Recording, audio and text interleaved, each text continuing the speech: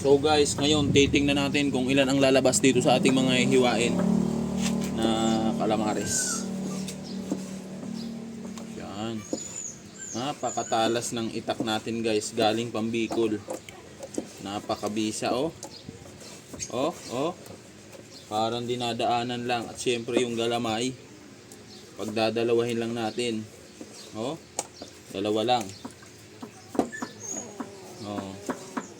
2, 3, 4, 5, 6, 7, 8, 9, 10. May natirang tinik, tatanggalin natin yung mga natitirang tinik. Ganyan. Oh. 11, 12. Oh. Ito, pagdalawahin natin. 2. Pag medyo malaki-laki naman, pwede mong gawing 3. Ayan yung diskarte sa calamares. Oh. Ang kilo ng pusit ngayon dito sa amin sa Laguna, 200 ba? 200 ang kilo dito. Sa Binyan, Laguna ng pusit. Kaya doon sa mga magtitinda, medyo dagdagan nyo na lang yung benta kasi nga napakamahal. Mahal ng harina, mahal ng mantika, lahat mahal. Gamit ka pa ng stick, gasol, baso, suka, asukal, plastic, paper plate. Ang dami mong gagamitin bago ka makapagtinda. Kaya doon sa mga nagrereklamo na kapahal-mahal ng aming calamares guys. Ayan, magtinda kayo para malaman nyo kung magkano ba yung nagagastos sa ganitong negosyo. Siyempre naman.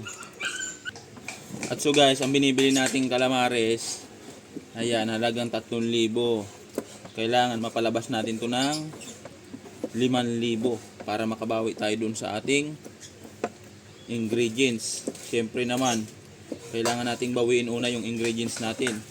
Kung may nagtitinda, yung pasahod mo pa, pagkain, yan mo lahat kukunin. Kanya-kanyang diskarte na lang. Kaya ng mga nagtitinda ng 5 piso lang, 3 piso, siguro mura lang sa kanila yung pusit. Tapos hindi ganito kalalaki. Siguro mas maliliit lang dito yung hiwa niya. Mas maninipis. Nakikita nyo naman yung mga nagtitindang iba, diba? Pag kinain mo, wala kang makikitang calamares masyado. Masisilip mo lang talaga dyan ay harina. Katulad din natin. Mamaya papalakihin natin to sa harina. Yung ating calamares na ito. Ayan o. Hindi pare-pareho yung size. Pag medyo malalaki yung pusit, nipisan nyo lang hiwa. Pag medyo na naman maliliit lang yung pusit, kakapalan nyo lang yung pagkakahiwa. Tanggalin nyo yung mata, yung ngipin, tapos balatan nyo din hanggat kaya nyo balatan. Tapos ito guys, yan na balatan, di ba? Ang ganda pag nababalatan o. Nawawala yung lansa nyan. Kahit lamasin mo lang sa asin yan, wala nang lansa. Yan. Ang dami kasi nagrereklamo dun sa ating video guys na ang mahal daw ng calamares. Siyempre, pag hindi mo naintindihan yung negosyo, mamamahalan ka. Bakit nyo ba tinitingnan yung presyo? Titingnan nyo yung quality.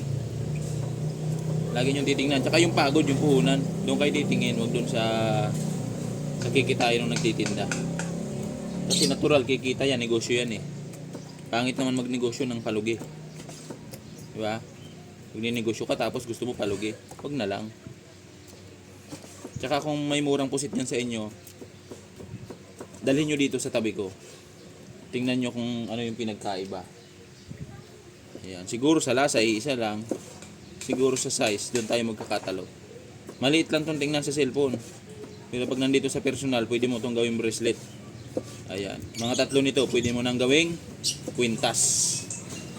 Ganun kalaki.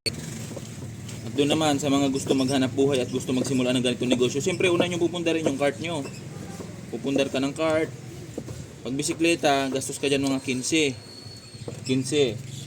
Hindi pa yan masyadong stainless lahat. Pero pag motor, gastos ka ng mga 25 to 30. Stainless na yon.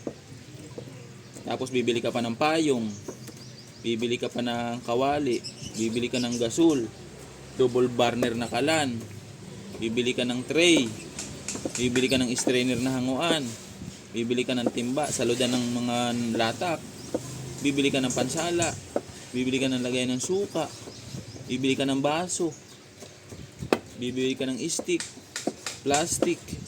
Yan yung mga kailangan mong bilhin. At kung ikaw malayo sa bayan, bibili ka siyempre ng battery para may ilaw ka. para mas maliwanag yung iyong pwesto. Ang dami mong bibilhin. Siguro pag ikaw mag-start, gastos ka mga, kung may cart ka na, gastos ka pa ng mga 15. Pero kung wala pa, 30 pataas, 30k plus pataas, all in, sama puhunan, bike lang. Ayan, kung magsisimula kayo, magbike na lang kayo kasi kung mahigpit sa lugar nyo, iwas huli. Kasi pag kayo nakamotor, takaw huli. Kasi nakamotor kayo eh, tapos wala kang lisensya, walang rehistro. Magbike ka na lang, kasi yung bike, mahuli man yan, illegal vendor lang ang magiging ano mo dyan, kaso mo dyan. Pero pag magmotor ka pa, walang lisensya, walang rehistro, yari ka dyan, ang dami mong gagastusin. Sa bisikleta, kunti lang. Sabihin na, magtubos ka niyan, mga 1,000, ganyan. Sa motor, mga 3-4 na libo, yan. Tapos naman, kung ikaw naman eh, nasa bahay lang, maggawa ka lang ng maliit na lamesa. Tapos yung kalan mo, wala kang pambili ng kalan na double burner, ang bilhin mo yung pambahay lang. Siyempre, ang gagamitin mong planggana doon yung stainless, yung manipis, para mas mabilis makaluto. Kasi pag ginamit mo yung makapal, matagal maluto. Kasi mahina yung apoy ng pambahay eh. Pansaing-saing lang yun. Pero kung ikaw naman ay may pambili, double burner ka na. Kasi yung double burner naman, lifetime mo nang gagamitin. Hindi naman yun pang mabilisan lang. Tatagal siguro na mga 20 years. Double burner mo na kalan. Kasi yung kalan ko 13 years na ginagamit. Yung pinakauna kong kalan. Nagbabago yung apoy niya pero nagagamit pa din. Sobrang katagalan. Pero sulit gamit mo niyan 10 years. Sa payong naman, ang itinatagal ng payong 6 months. Maulan, mainit, mabilis siyang maglutong. Kaya kung ikaw naman isa na yung maggamit na may bubong, magbubong ka na lang yung pang matagalan din. Siyempre, ibakal mo na yung bubong mo, parang sa tricycle, para mas matagal. Yung payong kasi, katulad namin, tumatakbo kami, mabilis sumabit-sabit kung saan-saan. Tapos pag malakas yung hangin, babaliktad siya. Tapos pag may makasalubong ka pa na mabilis na jeep, ayun, sabit sa jeep, punit. Kaya mabilis siyang masira. Mas maganda lang sa payong kung nag-iikot ka, tapos hindi naman maulan, pwede mong tanggalin, wala kang kabubong-bubong. Kaso isa din yung payong sa diskarte ng mga nagtitinda. Pag nakita nilang may payong, iisipin agad nila may nagtitinda kasi nasanay na yung mga tao na pag may payong, may nagtitinda. Yan. Kaya mas advisable pa din na nakapayong. Swerte dito guys, yung mga malalapit sa dagat. Kung gusto mo magnegosyo ng ganitong calamares, alam ko mura, lalo ikaw yung nanguhuli talaga kayo ng ganito. Aba, kung ikaw yung nanguhuli ng mga ganitong pusit, tapos ikaw din mismo ang magpiprito, ay solid. Napakaganda ng kitaan mo. Dito kasi sa Manila, ang dami na, pasa-pasa na. Kumbaga, may naghango, bukod yung bayad mo doon, babagsak sa pier. Bukod din yun, may aangkat doon. Bukod din yun, may aangkat ulit. Bukod din yun. Tapos ibabagsak sa palengke. Yun na yun. Sa'yo nakukunin yung pangsweldo sa tauhan, pangbayad sa upa, lahat. Sa'yo nakukunin yung, kaya sobrang mahal talaga. Ayan. Kaya dapat maintindihan nyo din kung bakit sobrang mahal nung pusit dito sa syudad. Ayan o. Tsaka yung pang calamares talaga na pusit, ganito lang yung size niya. Ayan o. Pangit naman yung sobrang liit. Dati, inabutan ko pa yung tagtitres. Pero ang dami mong kasasalang nun. Siguro yung isang pirasong ganito, mahihiwa mo siya ng 30 piraso. Tagtitres. Kaso sawa ka mang kasasalang noon. Umuubos nga pala tayo dito ng isang sakong harina sa halagang 3,000 pusit na to. Isang sakong harina ang nauubos. 6 na mantika.